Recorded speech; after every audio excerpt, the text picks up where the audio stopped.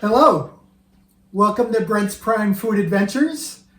Today I'm with Greg Nott of the Memphis Bison Ranch. We are going to talk about bison. Greg is my special guest. We are in Carr, Colorado.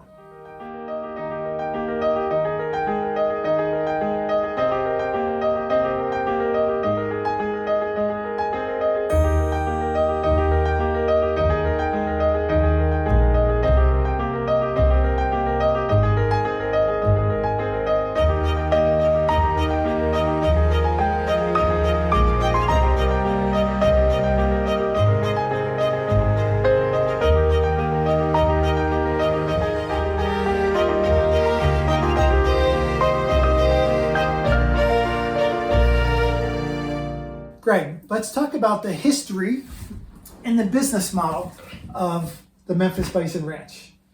And the first thing I want to talk about is bison versus buffalo, because we got to get this right out. We have to get this right out. I graduated from the University of Colorado, Boulder, in the 80s, and that makes me a buff. Go Buffs. And then Greg has pointed out to me that there are no buffalo in the United States. They're bison. And much to my surprise, the Buffs, the University of Colorado has been in Buffalo since the 1930s. They have a buffalo that runs out on the field named Ralphie. She said they usually use a woman. They say they're a little calmer than the men buffalo that run out on the field for the football games is what I'm referring to. And they've been doing that since the 60s.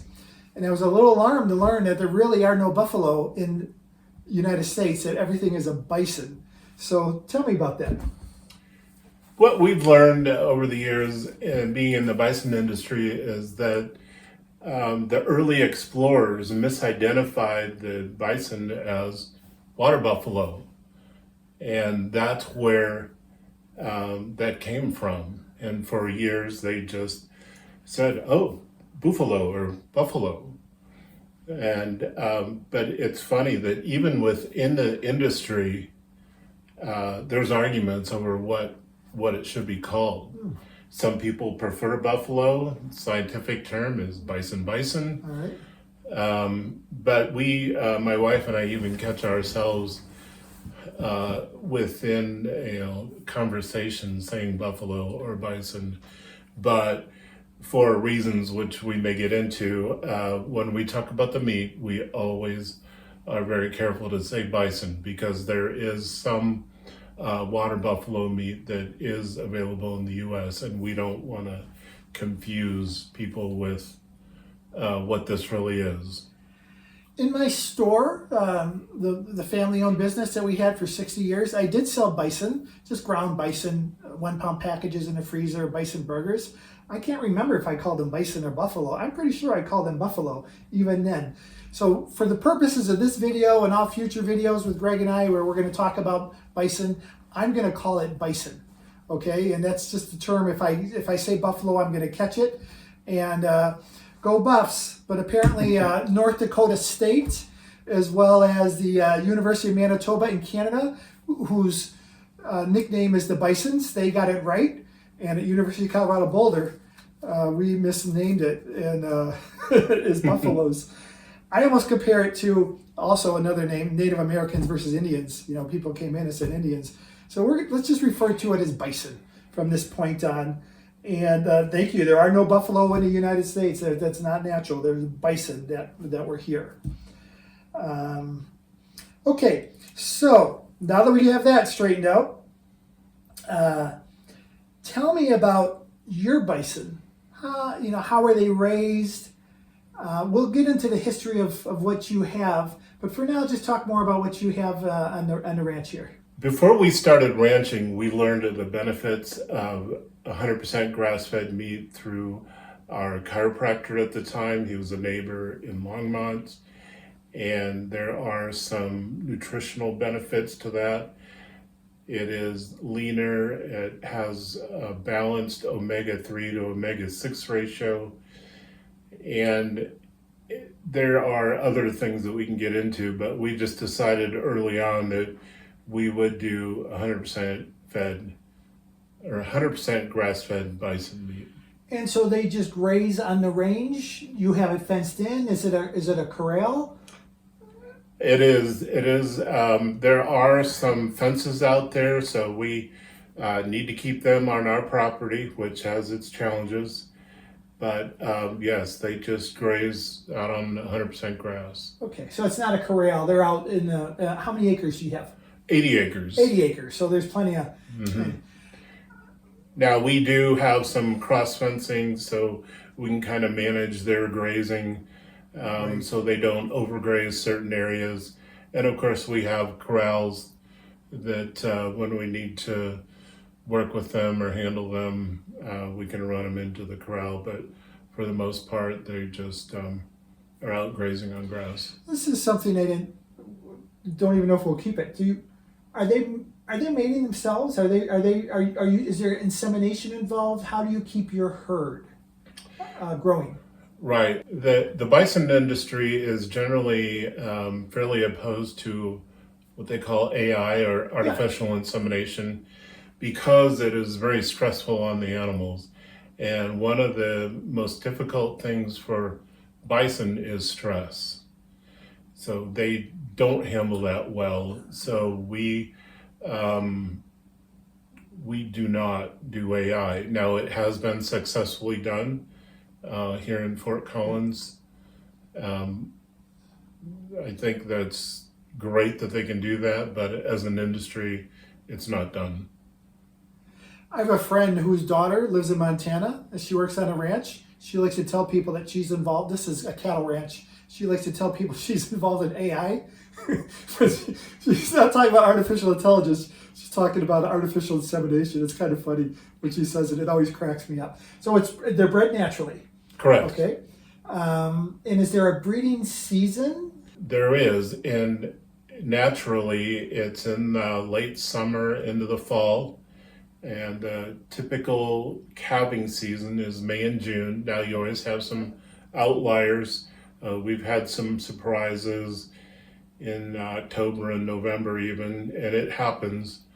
But they do very well on their own. We don't have to manage that, and they don't typically do not calve in the dead of winter. Is there so you're raising? Are you also buying bison? Are you also buying bison to supplement the herd, or is it mostly just natural? How does that?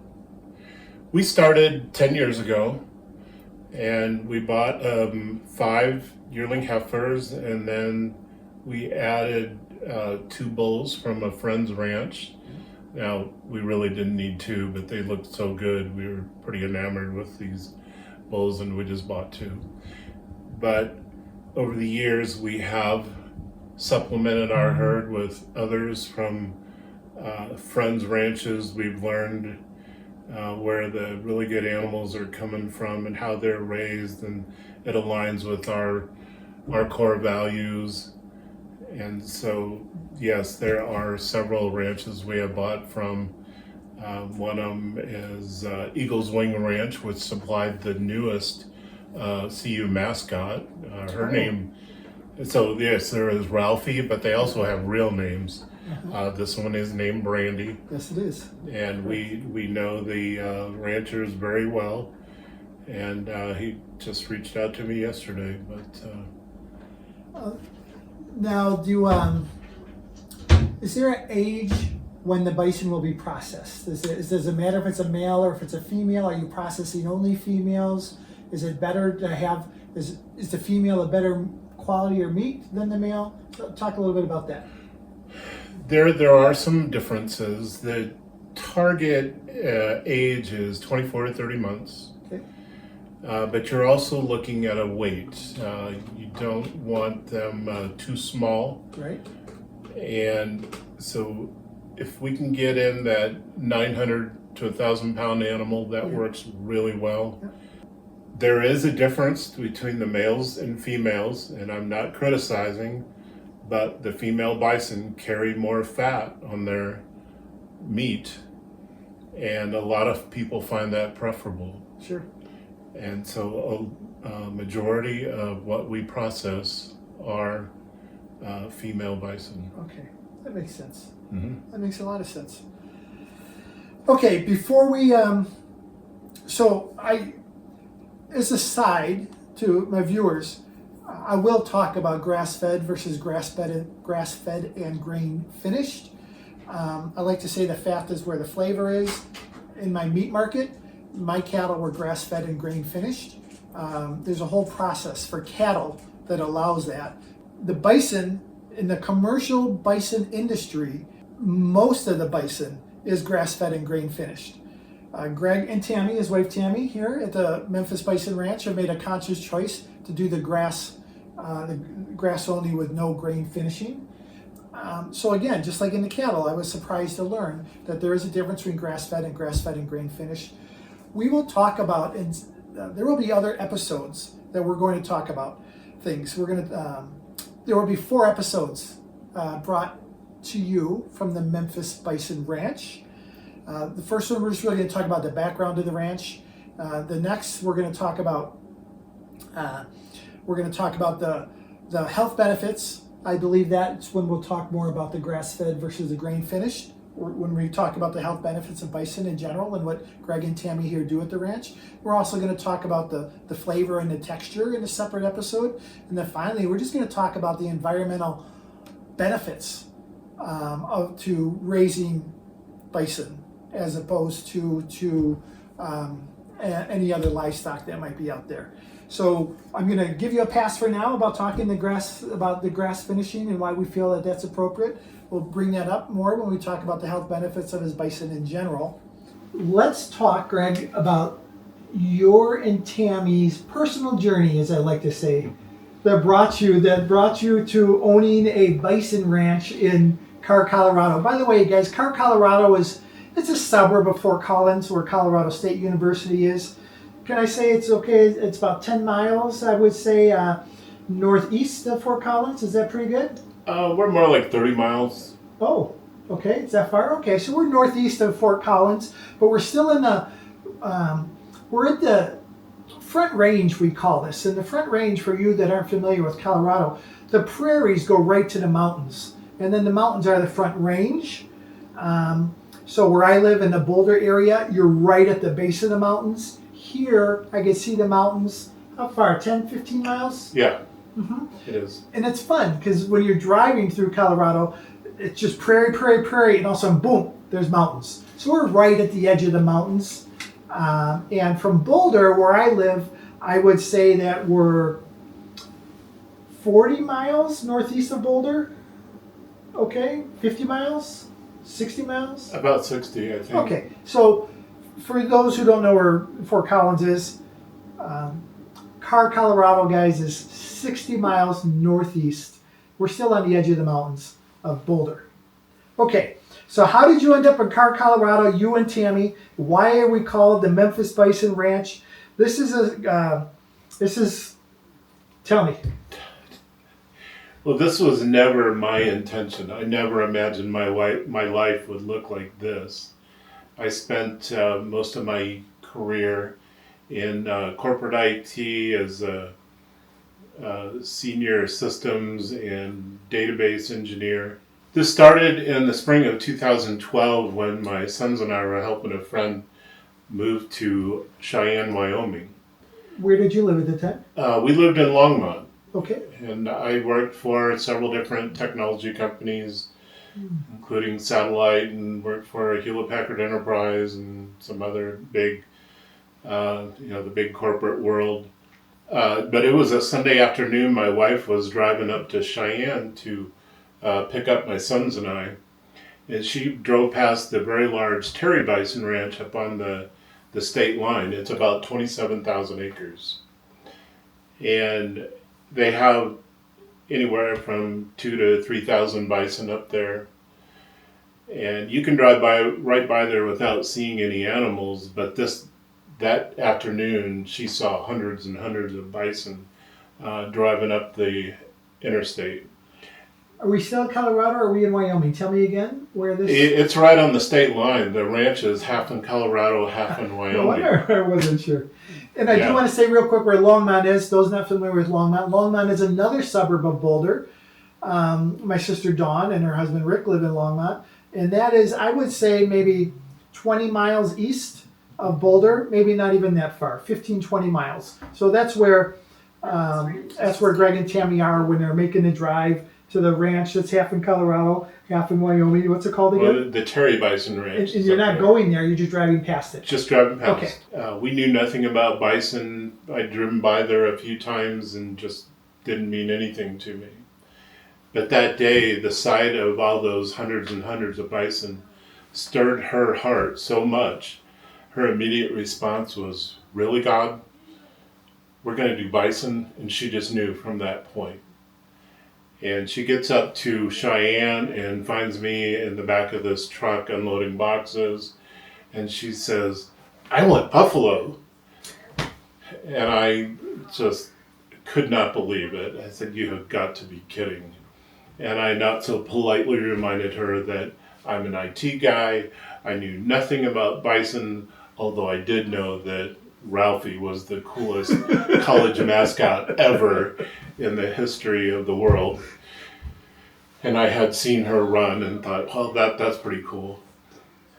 But I tried to forget about that conversation, but she wouldn't let go of it. That fall, she drugged me to a conference of the Rocky Mountain Buffalo Association. And I didn't want to go, but I thought, a weekend away would be kind of nice. And it was beautiful. And that was a real turning point. Where you at? Where is this at? That was up near Walden, Colorado, Okay. at the Eagles Wing Ranch, where the last Ralphie just came from. Mm-hmm. And we met some amazing people that way. There's a lot of livestock in Walden. I believe there's a lot of livestock. There is. There's okay. a lot of big ranches. Yeah, ranches is what I'm looking There's for. elk. There's moose. There's a lot of. I believe there's some horse ranches as yeah, well in that area. Definitely. Okay, for sure. But that weekend, I became very curious about the lifestyle and the people that I met. The next summer, I became gravely ill, and we didn't know why. And I was in and out of the doctor's office many times, was in and out of the ER many times. They could not figure out what was wrong. I was missing a lot of work. I wasn't sure I was going to live. They could not figure out what was wrong with me. So 3 months into this illness, it was September, and there was a night where I was startled awake by an audible voice that said, "You are Big Heart Bison." And I sat up in bed, and my wife was sound asleep, the dogs were sound asleep. I said, "Okay, God, I'm not sure I'm going to live through the night, but okay, I'll do it." 5 weeks later, it is now Halloween morning, and I was taken in for a transesophageal echocardiogram. And they diagnosed me with strep endocarditis, which I had no idea what that was. And the doctor says, "Well, it's like strep throat, but it's attacked your heart valves, and you now have gaping holes in your heart valves." He said, "You are going in for emergency open heart surgery right now. We've ordered an ambulance. You need to be transported to another hospital in Denver. We're going to do a quick CT scan while the ambulance is on the way." After the CT scan, they asked me if I had had any vision problems. And I said, "Well, they've had several episodes where everything just kind of went gray." And they said, "We don't know why you're alive. Those were multiple strokes. Not mini strokes, not TIAs. You've had multiple strokes. You shouldn't be standing here."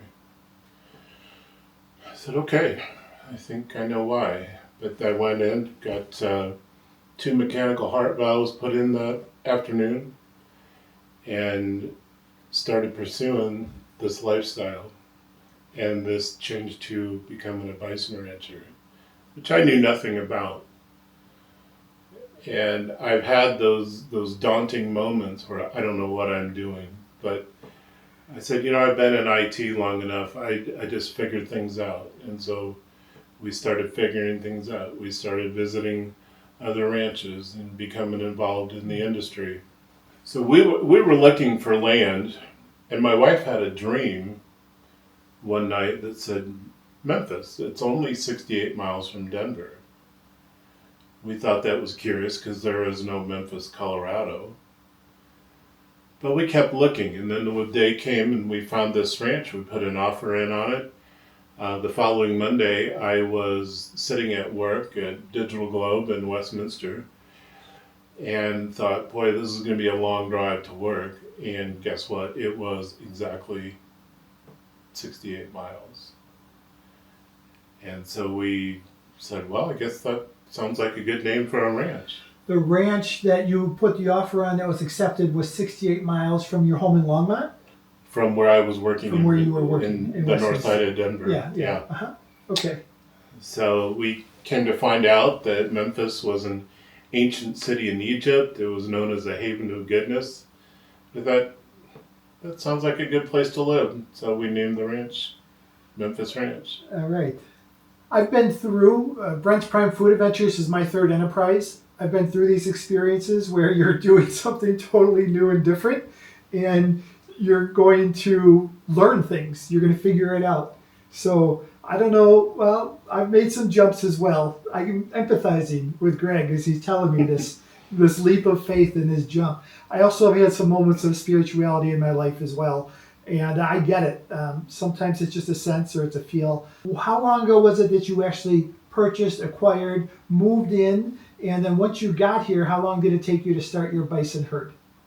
We found the ranch in August of 2015.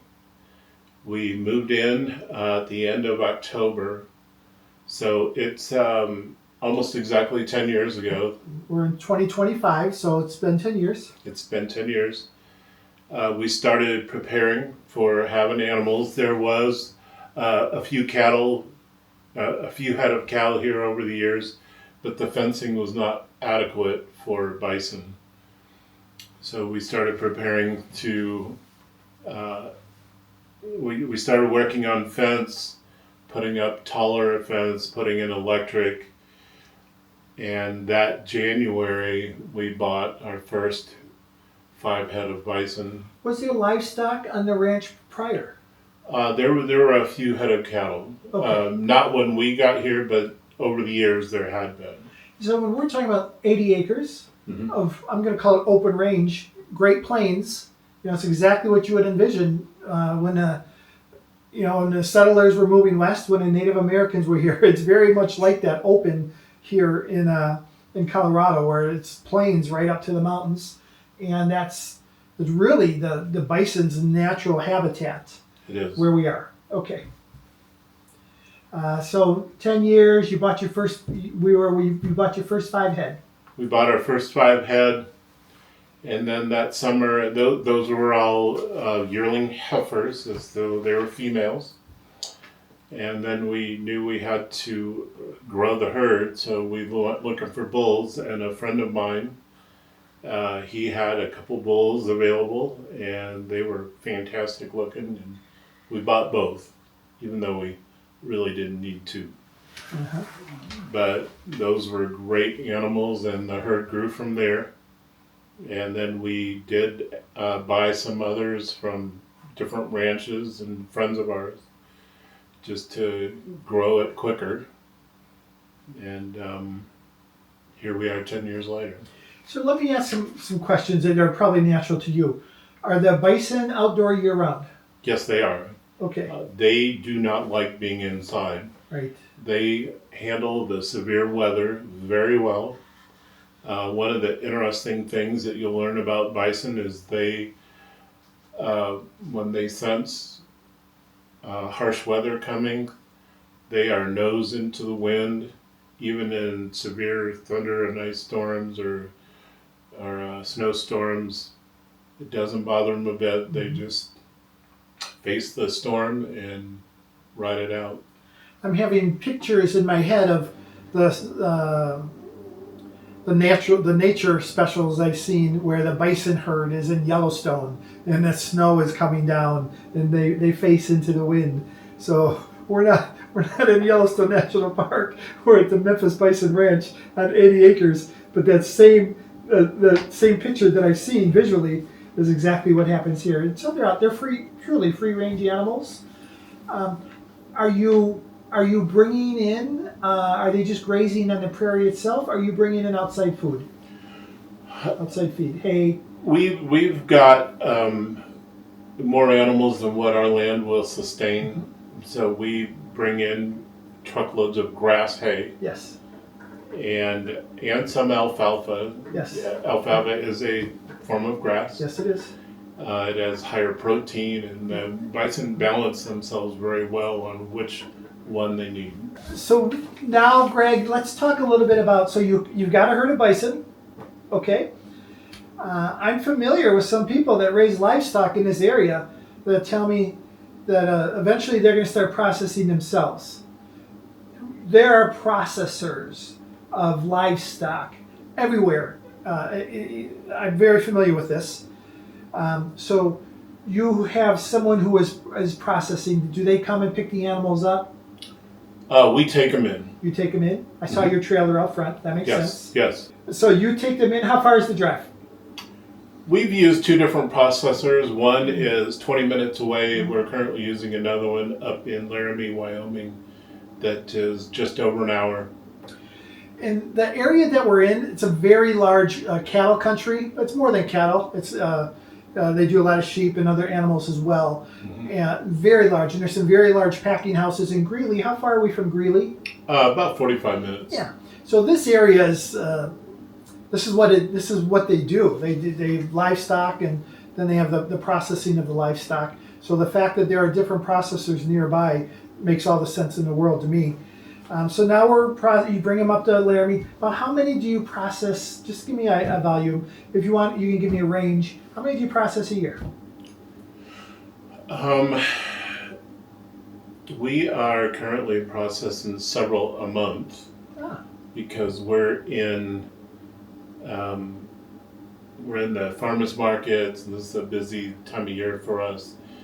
And then coming up to the holiday season is also a very busy time. We sell a lot online, and so we kind of base our what we process on our sales. Now, the challenging part about this is that there are only a couple of processors who have the permits and the capacity to process bison. And the certifications. I mean, this is extremely regulated. The permits. It's very regulated. So they have to have. And who regulates? The USDA? The USDA. Yeah. That's correct. United States Department of Agriculture. The same ones that regulated the cattle business and the pork and the lamb in my shop. So we're very limited on who we can use. The other challenge is most of these processors have their schedules booked out for 2 and 3 years in advance. That makes it very challenging to get in. You can't just decide, oh, well, let's take one in next week and call and get in. It's nearly impossible because they're booked solid. Let's talk about your products. So again, I'm more familiar with this than most. So in addition to burger and steaks and roasts, there's some bones. I'm going to be making some bone broth later on. But there's, the typical items that you would find in a grocery store are coming back. But there's also some other things like hides. What happens to the hides? So the hides are pre-sold to a leather company, and if I want them, I have to get them back. I have to pay for them. And we have gotten a few, but it's a lot of work to dry those and have them processed. So one of the hard lessons we've learned over the years is that we can do anything, but we can't do everything. I'm still learning that lesson. Yeah, that is a hard lesson to learn here in my early 60s, and I'm still learning that. But we decided that wasn't the business we wanted to pursue. We'll just focus on meat and make a good, solid direct-to-consumer business that has a broad variety of the cuts and to make the best use of the animal itself. We don't want to waste any of the parts. So most of the organs get used. There are parts, the round we've learned is the hindquarters, Yeah. which is tougher cuts. Yeah, sure. Now it's very lean, so it makes perfect jerky. Yes, it does. When I made jerky at the store, we used round, absolutely. That's right. So Lean round too, as lean as we could get it. as lean as you can get it. That's right. So all of our round goes into making jerky. So we don't sell any of the roast, any of the steaks, anything out of the round. It all goes into jerky. So we're going to talk about smoked products. We'll call that smoked products. Right. Real quick, I've said this before, but the cattle, the way cattle and bison are the same. It's the front quarters, which is where the chuck comes from, the roast, and it's the rear, the round, which are the muscles that move, and those are the ones that are leaner and have more tendon in them and sinew. And the middle meat is the middle here, so as the cattle graze, and the middle meat is where the steaks are. So that's where your prime rib is, your New York strips, your tenderloins, your sirloins, they're going to come out of here. So when the reason those rounds, the hindquarters, are so lean is because, again, that's more muscle that is being used as the cattle graze. Makes all the sense in the world. So in addition to, you talked about smoked products, tell me about some of your smoked products. So obviously we do the jerky, but a lot of the other things that are very, very popular is we make a summer sausage that is just crazy popular around the holidays. We also do some snack sticks. It's a very similar product, not exactly the same, but it's similar, and it's in a more convenient form. People like to take that out hiking or traveling. That's convenient. Hunting hunters would love the snack sticks. That's right. And it's sometimes when you think about smoked products, you think about hot dogs and all the things that go into hot dogs. What is going in your smoked products is just your bison. It's not anything else. There's no other additives, fillers, mixes. We're not getting some cattle from down the road that we're throwing in. Your bison products, all of them are 100% bison that you raise here at the Memphis Bison Ranch. Yeah, one of our core values that we've kind of developed over the years is not to mix in any other meat. Yeah. It is 100% grass-fed bison. There are no other fillers. There's no nitrates. So everything on our label, it says uncured. So the alternative to using nitrates and nitrites is use celery powder and or cherry powder. Yeah. Works great.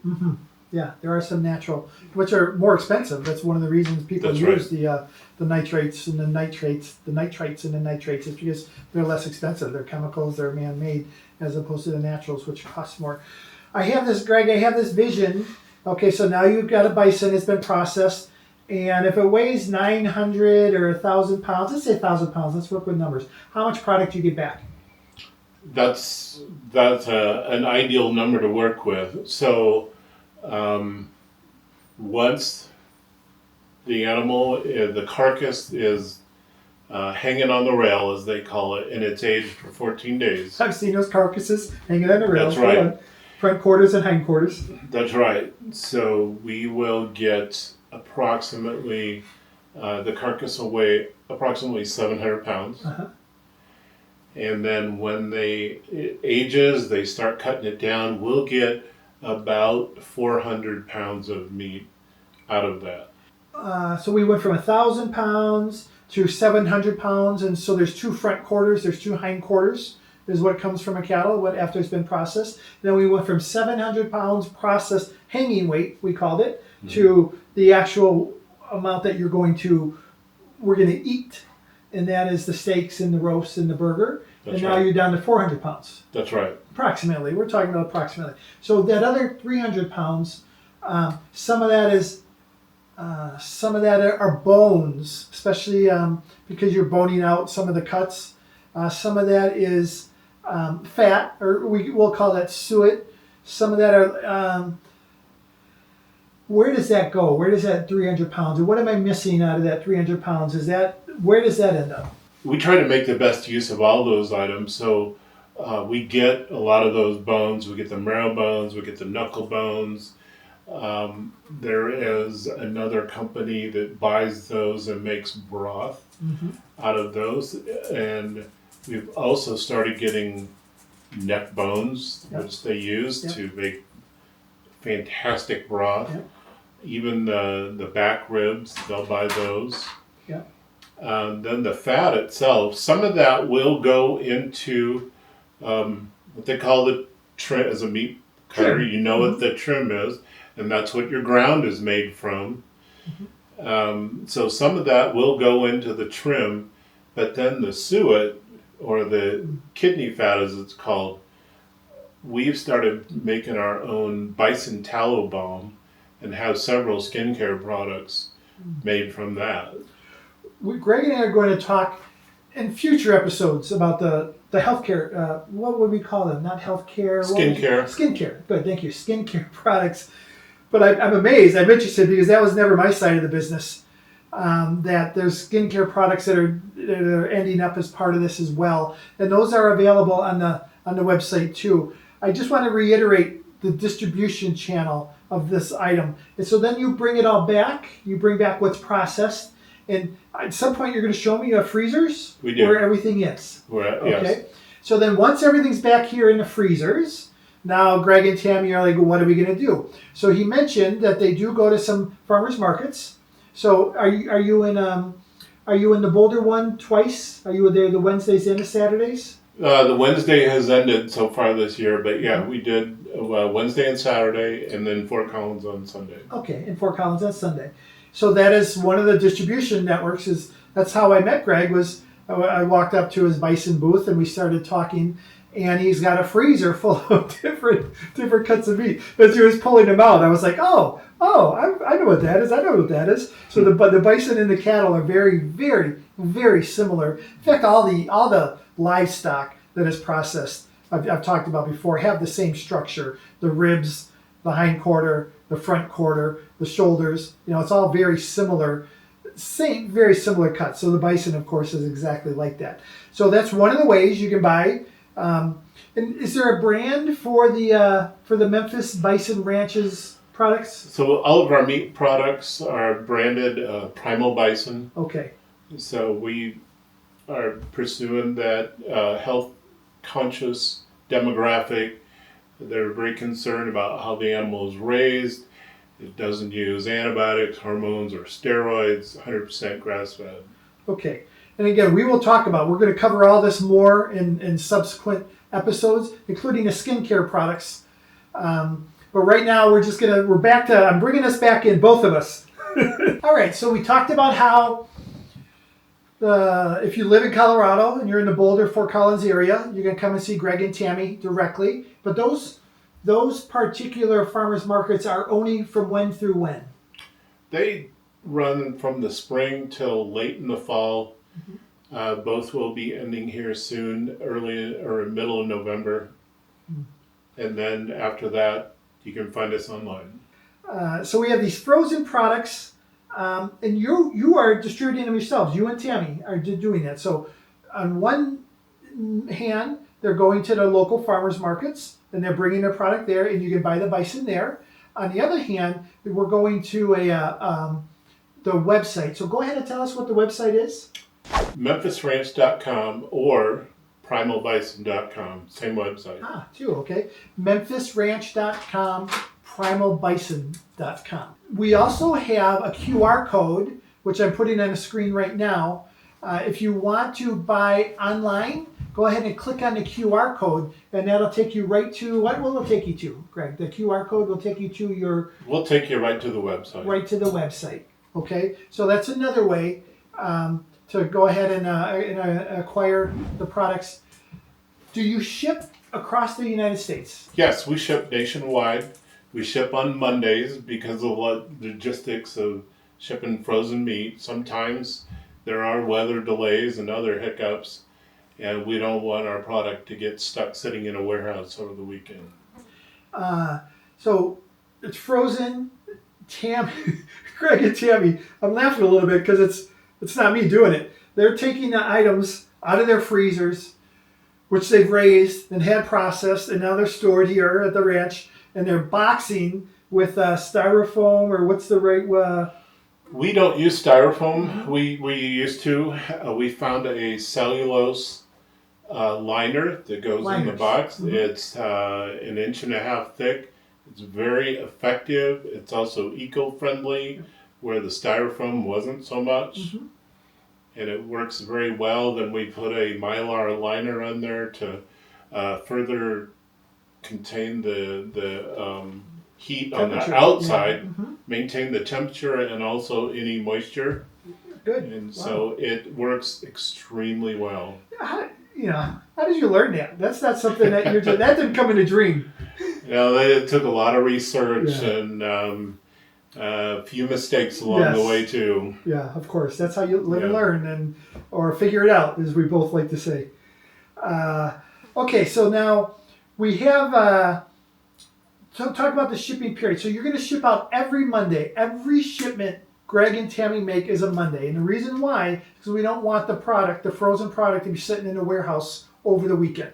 Correct. Just so you're not clear on that. That's why it's shipped out on a Monday. So if you call up on a Wednesday, say this is what I want, or if you order through the QR code and or the website, you're going to find that it's only going to be shipped to you on Monday. Is there a certain shipping period that you do the product under? Is it just whenever it goes out? If it's shipped on Monday, when does the customer usually get it? In the local Denver area, we can send it ground. They'll get it the next day. I would include Wyoming. You say Denver, but the local Denver, front range. the front range. Yeah, front range. Okay, and that encompasses more than Colorado. That goes into Wyoming and Correct. Outside of that, we send it. Say that again about the front range. So if you ship it on Monday, when is it typically going to get there? They'll get it on Tuesday. Okay, and that's Denver. We're talking about Denver, which is a large metropolitan area. That includes Boulder. That includes Fort Collins. That includes Laramie. I anticipate. So we'll just to give you an idea what the front range. There's a whole myriad of communities that run across this area. Okay, so now let's say we're in. Let's say we're going back to Fort Wayne, Indiana. You're going to ship some to relatives. And we do ship to a lot of relatives back there. Then we send everything by 2-day air, and it works very well. And that's across the country. So whether you're like Fort Wayne, Indiana, whether you're in Naples, Florida, or whether you're in San Diego, California, it's going to be 2-day. 2-day. Everything is shipped frozen. Correct. Okay, so this is important. When you receive it, it's frozen. So you want to get that in your freezer right away. Right away. You do not want to thaw that and then refreeze it.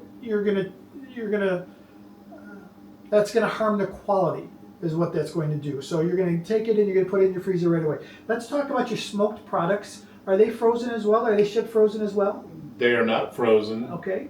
They are shelf stable at room temperature. Yes. Really, that's interesting because not every smoked product is shelf stable. Right. So that's it's a whole different technology. So if someone is going to get your, let's just talk about your jerky. Right. Is it something that would be refrigerated? Nope. Okay, so the smoked products. Nope. All of them are all shelf of them. stable? Okay. Your hot dogs? Hot dogs are frozen. We also have bratwurst. That is frozen too. That's a fresh product though. So the bratwurst. That is correct. If it's frozen, you're going to keep it frozen. But the majority of the smoked products are shelf stable. Correct. And so if you're going to, let's just say for kicks though, somebody's going to order both. I'm going to get 20 pounds of ground beef, and I'm going to get 2 pounds of jerky. Let's just say, does that all go in the same box, or are those separate boxes? It'll generally go in the same box, but the shelf-stable products will go on the outside of the insulation. Okay. All right. As somebody who's shipped frozen products before, all this is interesting to me. What else about distribution do we need to know? Go online, go to the QR code. It'll be shipped out on Monday. We didn't talk about our. May I call them bundles? Do you refer to them as bundles? We refer to them as bundles. Everything we sell on site and at the farmers markets are individual cuts. But for shipping efficiently, it's all by bundle. Because you can't just send 1 or 2 steaks or a pound of ground and expect it to arrive frozen. Yes. You need a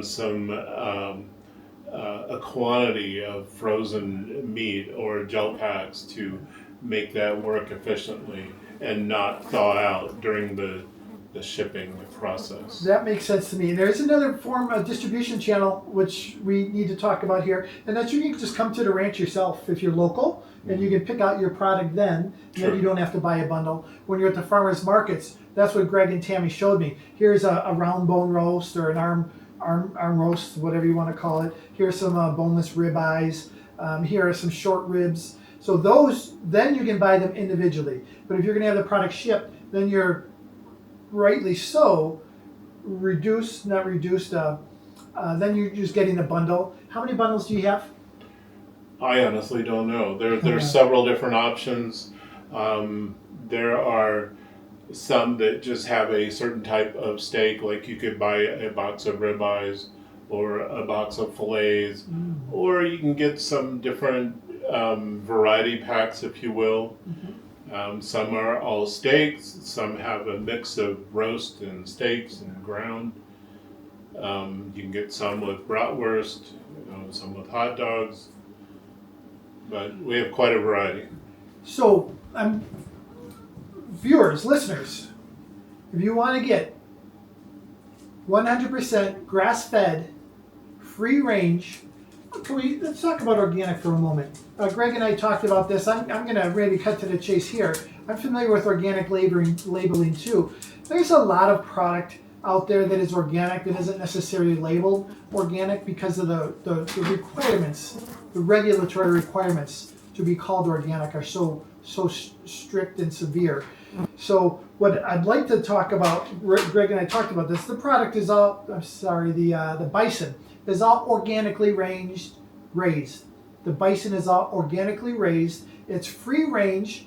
We're not going to label it as organic, but it's raised organically. Was that a concise way to say it? I think that's a fair statement. The term organic is a highly regulated term. Right. We have to be very careful not to say that because we are not organic certified by the USDA. Correct. However, it is 100% grass-fed, no antibiotics, no hormones, no steroids. We treat our animals very well, and so I've heard people say, well, this goes a little beyond organic, but we just can't use that term. Okay. And then what I want to say again, this is the first of 4 episodes that we're going to film here at Greg and Tami's Memphis Bison Ranch. This is just the first one. What I'm going to do after we have this discussion that we're having about basically the history and the journey and how Greg and Tami got here, and a little bit about the product. There actually was a lot about the product. I'm going to make a bone broth, and I'll cover more about at the time I make the bone broth, but it's going to be a bison bone broth. And the reason why, as subsequent recipes, 2 of them are going to require a broth. One is going to be, I'm going to make a bison chili, and when I make that, I actually add a broth. The same recipes for the bison broth, and then the Osso Buco is another one I'm going to make, which are the bison shanks. We're going to go ahead, I need a broth for that as well. And then the final item that I'm going to prepare is going to be, we're just going to get some steaks. And again, I can get all those items individually here at the ranch because I'm here on site. I can't wait to dig through the freezers. I'll be excited. I don't know. Maybe Greg will hold the camera just so you can see me in there digging. It'll be like Halloween for me. I'll have a bag here. Trick or treat. I want some of this. I want some of this. I want some of this. And we did talk about the bison, some of the byproducts. When I make my broth, and I'm doing either a lamb broth or even a pork broth, or I'm doing a cattle, I am using the necks. I'm using the ribs or the short ribs. I am using the shanks. I'm using the tail, the collagen. I'm using knuckles. I'm using marrow bones. I can't wait to see what I end up with for the broth that I'm going to make. But that's part of the that's what my family background is Polish. They use every part of the animal back in the mother country. And the Native Americans, we've all heard the stories about how when they would take bison and process bison themselves, they would use every part. The bones they would use for the needles, the hides they would use for their clothes or for their residences, on and on and on. I can't wait to do that.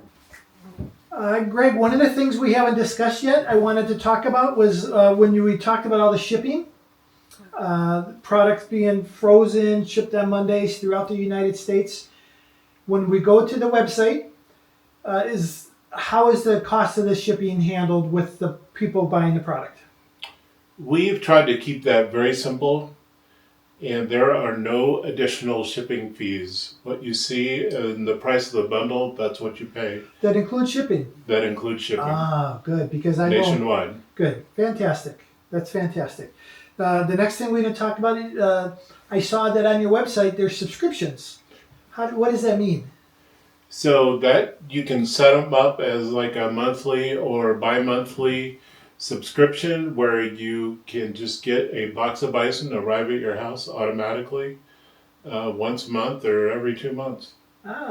So you have choices of signing up for a program where you're just going to receive bison every periodically, monthly or twice a month.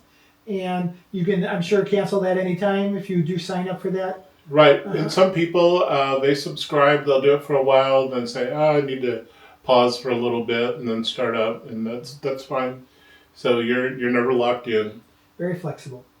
Fantastic. Okay, so let's just, now that we're done talking about the, what I'm going to say, the history and the business model for the Memphis Bison Ranch. Tell me again the other brand, the brand of the product, the Primal Bison? Primal Bison. Primal Bison. Okay. Correct. With the Knotts, Greg and Tami Nott. Anything else you got to say? Any final words before we're going to move on to the next episode? So we are raising a premium product. If you are concerned about your health, this is something you should look into. Very popular with carnivore and keto diets. And also people that have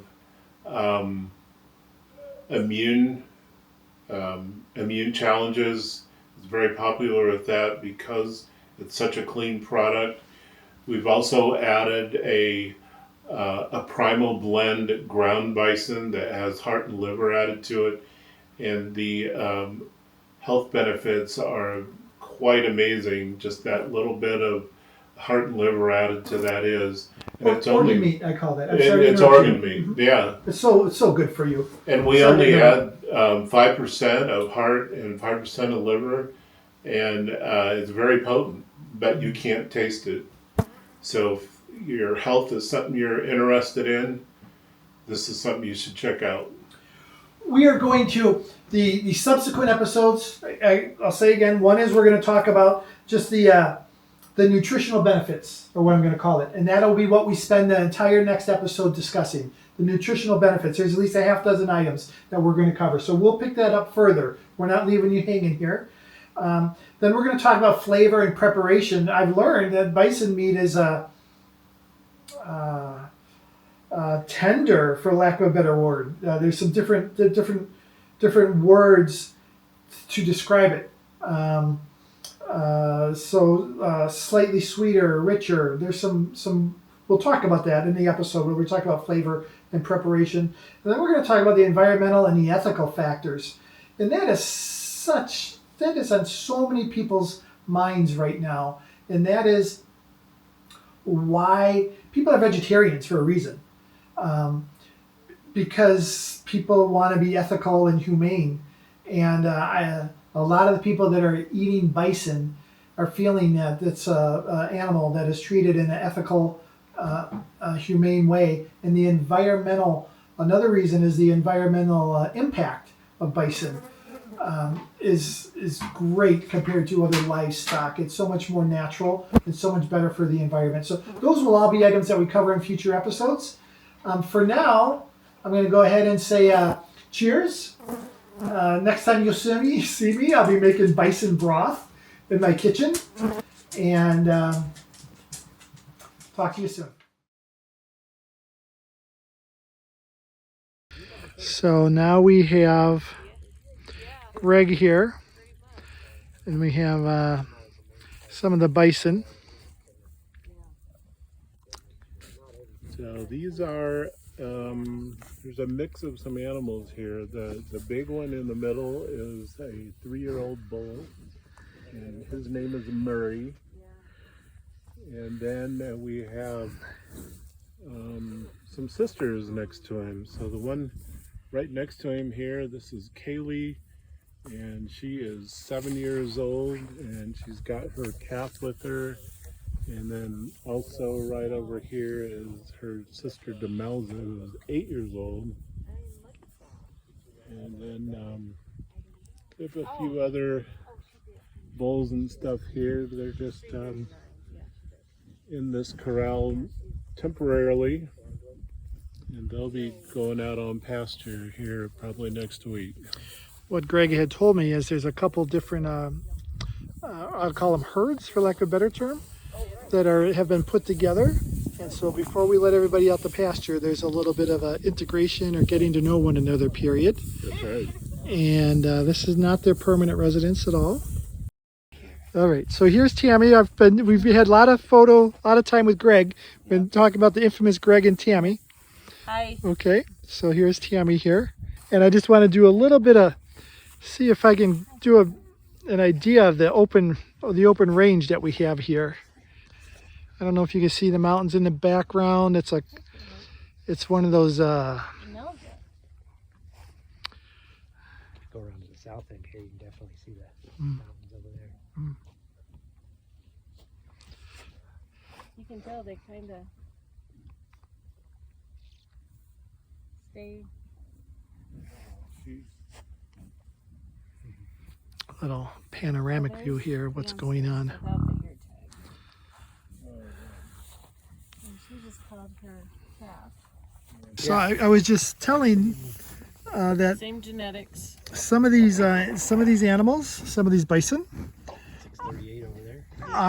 are the 638, are the brother and sister of Ralphie. They're Ralphie, the CU mascot. So they are from the same herd, I'm going to say. And we already had that conversation, how they should be nicknamed the Colorado Bison, and that's Colorado Buffalo. But here we go, Ralphie, brothers and sisters.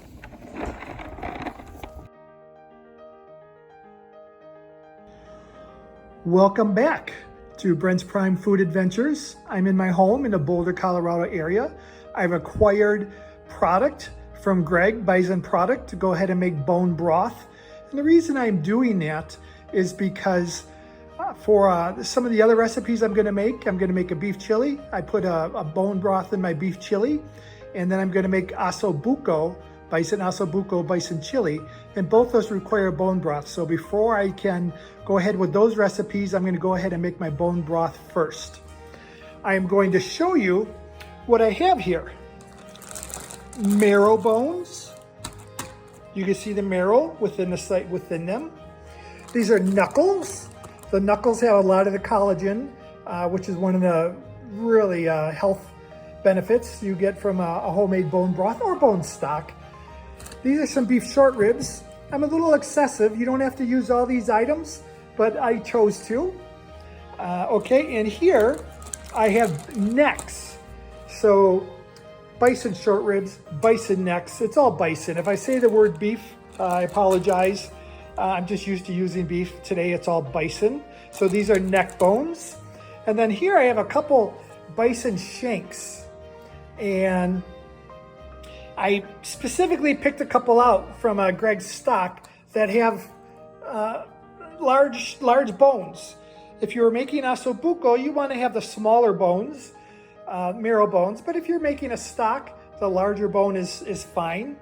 And then the last item I have here, even though it's from bison, they're called oxtails. So these are all different items which have a little bit of meat on them. And after I'm done making my stock, I'll take that meat off, I'll shred it. Most of the nutritional value is gone by then, but there's still just some flavor that is in it. But really what we're going for is the nutrients, the collagen, and in particular, the knuckle bones that I showed you, as well as this part of the, as well as that part of the shank, contains that collagen, which is so healthy for us. What I'm going to do next is I'm going to use this giant pan here, which I keep just for this use. I'm going to take everything out. I'm going to put some olive oil in the pan. This is, if you haven't seen my olive oil episodes, this is the Greek olive oil. It is high polyphenol, which means it has a high smoke point, cold pressed, early harvest. You can find out more about that in my Greek olive oil episode. I'll put some olive oil in the pan. I'll take all these items out and I'll layer them in the pan as best I can. I'll put them in the oven at 400 degrees, maybe for about half an hour, and maybe flip them once. When you make bone broth using roasted bones, that's called a dark broth. If you're just gonna go ahead, and I do that for the flavor. I like to have the flavor in my bone broth. So I feel like roasting them gives them more flavor. If you're going to just put the bones in without roasting them first, that's called a clear broth. I like a roasted broth, so that's why I'm going to roast my bones first. I wasn't sure I was going to be able to get everything in the pan, but lo and behold, I did. So we'll take a closer look. My marrow bones, my knuckle bones, my short ribs, there's a bison neck, there's the shank, a couple shanks, and there are what I'm going to call my oxtails. What I'm going to do with these now is I'm going to put these in my oven at 400 for about half an hour. I'm going to flip them once. Again, this is my choice because I like to make a roasted bone broth or bone stock. I use the words interchangeably. I know there's a difference. As a foodie and not a chef, I'm okay doing that. I do want to say that as a former owner of a gourmet meat market, I have made beef bone broth using this exact variety of items. And do not feel obligated to use all of these. I do it by choice. I'm having fun. But if you're only able to get, for instance, the shanks, and you, whether it's beef or bison, it will be the same. If you're only able to get some shanks and maybe some marrow bones, that'll be fine. Using short ribs in here is a little over the top, but hey, I could do it and I'd like to. Any combination of these 5 items will work as you're making a beef bone broth or a bison bone broth. So here they are going in my oven. By the way, here is my stock pot. This has some really sentimental value for me. I've owned it since the late 80s when I lived in Boston. I would cook whole lobsters in this. I'd get a half dozen in there. I had a group of friends, maybe even 8, that would come visit when I lived in Boston. And so I've had this stock pot. You can see it's dented. And if you watched my olive oil episodes, it was something that was on top of my refrigerator. You can see it in the background. And what I want to say about this is I've moved many times. I've lived in 4 states, a couple of them several times, multiple moves since I lived in Boston, Massachusetts. And there are so many things I've lost or left behind or gave away over those moves. But this is something that I maintained and kept because it's very, very dear to me. And okay, I haven't seasoned the bones at this point. It's just olive oil. Okay, I pulled them out. It's been about half an hour at 400. I just turned my oven up to 450. I'm gonna go ahead and flip these, put them back in, probably for another 10 or 15 minutes. Okay, everything's flipped. I do want to say again, You do not need to roast your bones prior to making a broth or a stock. I choose to. It does allow for the Maillard reaction to occur, which allows for caramelization and browning and what I think is a richer or extra flavor. If you are going to, there's certain things you might want a clear stock for. Again, you're making a dark stock, or some people call it a brown stock, if you're going to roast the bones first, which is what I'm doing. So these will go back in the oven for about another 15 minutes at 450, like I said. Okay, that's been about 15 minutes at 450. I'm gonna go ahead and put those into my stock pot now. Okay, so I have the bones in my stock pot. I still need to add my mirepoix. We'll talk about that in a minute. I did add all the drippings from the bottom of the pan. I actually scraped it in as well. Some people will say, isn't there fat in there? In fact, you can see it starting to float to the top. And the answer is yes, but I will skim my bone stock, my bone broth. I always do. So I went ahead and put that in, including the olive oil that was in the bottom. I am now going to add apple cider vinegar. I figure I have about 2 gallons of water in there. You're supposed to do 1 to 2 tablespoons for every ounce of water. Excuse me. You're supposed to put in 1 to 2 tablespoons for every quart of water. So I'm going to put in 16 tablespoons, which is about 8 ounces. And because this is a 16-ounce container, I'm not going to measure it. I'm just going to put about half of it in. Here's my mirepoix and my other ingredients I'm going to put in. But before I do that or discuss that, I want to talk about why I put apple cider vinegar in my bone broth, which I always do. There's 5 reasons. One is it helps extract nutrients from the bones. That's a primary one. Helps break down the collagen as well as the minerals. Second, it enhances the flavor. I do like that little bit of a tang that vinegar or citrus brings when used in recipes. The gelatinization, I'm going to talk about that later, but it helps because you're getting more collagen out of your bone broth by using the vinegar. Is going to contribute to the gel-like consistency of my bone broth when it's done. Preservation, there's a little bit of a slightly extra shelf life to your bone broth because you're using vinegar. And finally, just tradition. People have been putting vinegar in bone broth long before there was a nutrition experts. It always amazes me how well people understand back in the day what made sense when cooking. People may ask, why do you put mirepoix in a broth? And a traditional mirepoix is, of course, carrots and celery and onions. And there's really 3 primary reasons. One is the flavor. It brings out a more complex and what I call richer taste. It's one of the reasons I also brown the bones first. I like that, what I'm going to call richer taste. It also adds, like I'm going to say, a sweetness or a brightness or a herbaceousness. And I like that. A lot of my cooking, I like herbs. I like that flavor. I'm not necessarily a salt person, but I am very much so an herb person. I do like what that brings out in the flavors of the items that I prepare. Again, I'm going to say it again, just like putting vinegar in bone broth, it's a tradition. It's something that people have been doing for a long time.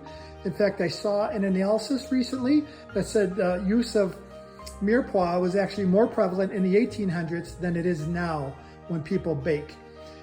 So here are my 3 items. I want to say again, the carrots, the onion, and the celery.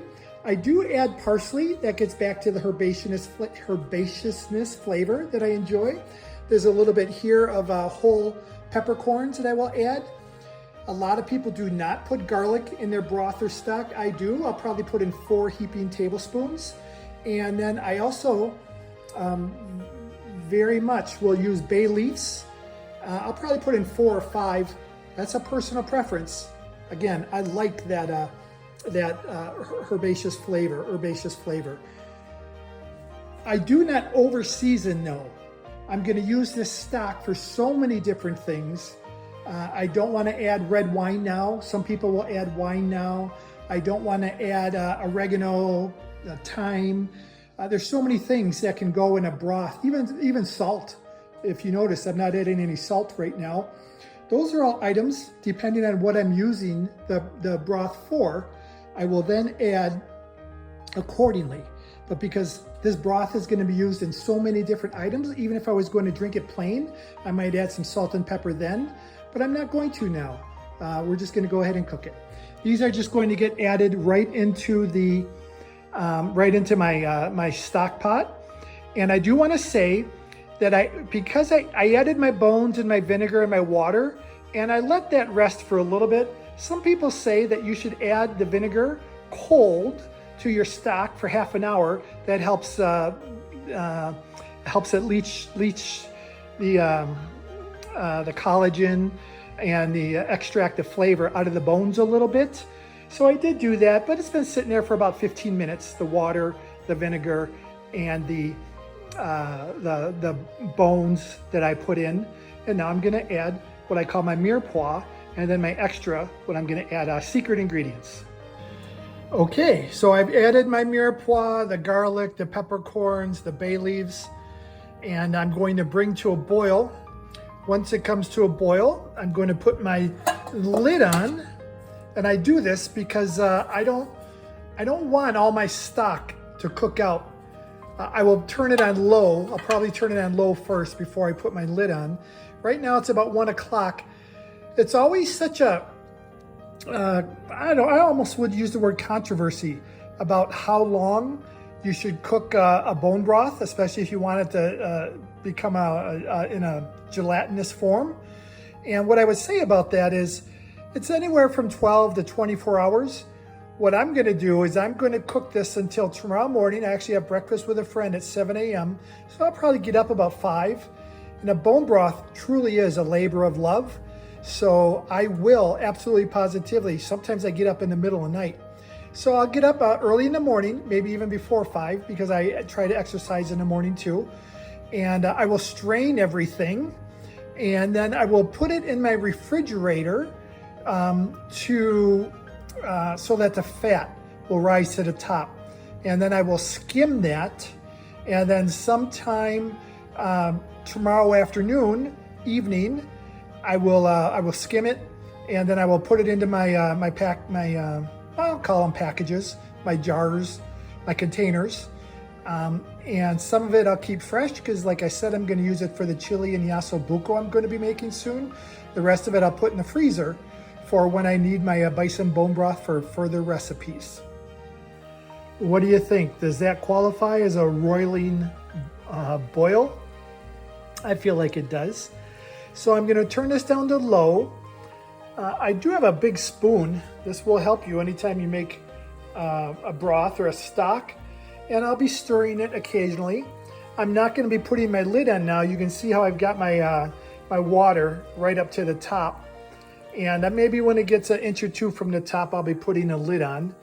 But my plan on this is I'm going to put it on low. I'm going to cook it all night, all afternoon, and all night.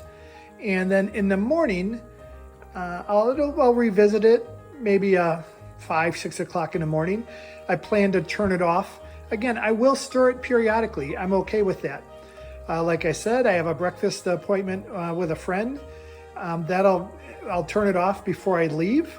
And what that'll do is that will allow me to then strain it without it being white hot when I come back from breakfast. So we'll, to be continued. Okay, let's see how we did. It's almost 10 o'clock in the morning. I thought I was going to turn this off when I woke up, which is around 6. And I had run it on low all night, completely covered. And boy, does my home smell good. And what I found out was that when I was running it on low, it wasn't powerful enough, and that I still had meat on the bones when I stirred it. So now I feel like everything is I'm filming with one hand and I'm stirring with another. And let's see, this is a beef short rib here. And there it is. And you can still see how that meat is on that beef short rib. But there you go. Now it's coming right off. And I do feel like now I'm going to let this cool. It's been cooking for, I'll say, approximately 24 hours. And then I will strain it into 2 containers. It's so much. And I will save the beef. I may have mentioned that previously. Maybe I'll add a little barbecue sauce to it or something. All the nutrients are cooked out. I may even save the carrots, who knows, and eat those just for flavor. Again, there's not any nutrient value. It's all in the broth. But once I strain it, I'm going to put it into large containers, 2 of them, that I'm going to put into my refrigerator. It really needs to cool down. I'll probably leave it on the stove for a couple hours before I do this. And the reason I'm doing it is I'm gonna scrape the fat off the top.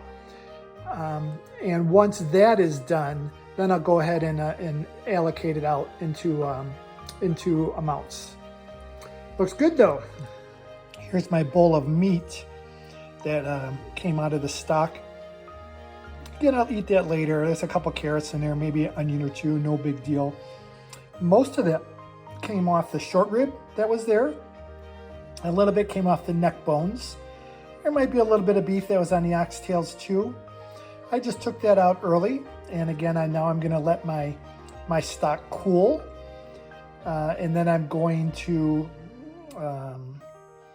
as I had said, I'm gonna strain it, for lack of a better term.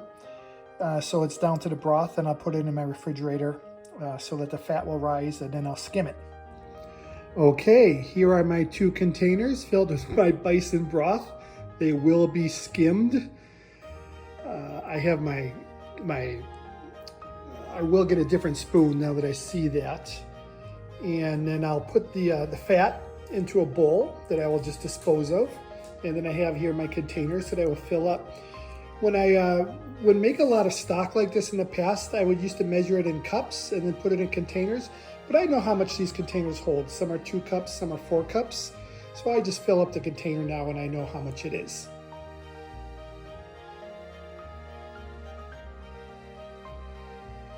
This is the first container I filled. All the collagen and marrow. You can see you want your broth to jiggle. You want it to be of that quality. If you're a wild animal, you would hear the stories all the time, how they would crack open the bones. Let's say you're a wolf or a bear or a mountain lion, you're a predator, and you would lick the marrow out of the bones, or you would get the cartilage out of the knuckles. It is so healthy, so healthy. So whatever I put this in, whatever I use it for, it is going to not only taste delicious, but be just great for my body. Food is medicine. Looks like I've got some medicine headed my way. Okay, I'm done. Here is just short of 2 gallons of bison stock. I will, it's all labeled, ready for the freezer. I did use glass. I believe that microplastics are not healthy for the body. So I use glass when given a choice. I will set aside 4 cups for the Osso Buco, the Bison Osso Buco I'll be making later, and 2 cups for the Bison Chili that I'll be making tomorrow. The rest is going in the freezer. One last time, I'll say it, everybody. Cheers.